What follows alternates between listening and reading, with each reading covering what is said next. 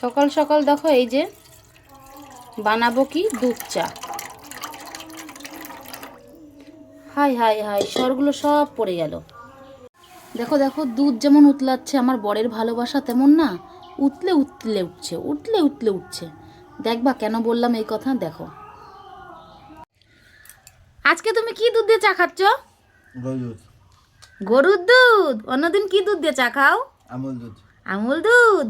ভালো হয়েছে চাটা? ভালো হয়েছে? হ্যাঁ, আমি চা বানাতে পারি।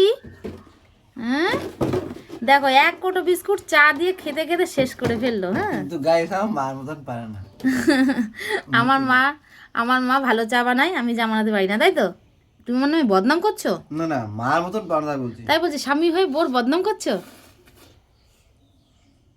হ্যাঁ, আমি তো বদনাম করছি না, না বলছি মা যেভাবে বানায় তুমি সেই পরিস্থিতি মানে সেই আইটেমে পারো না। হ্যাঁ, সেই কোয়ালিটি আনতে পারি না, তাই তো?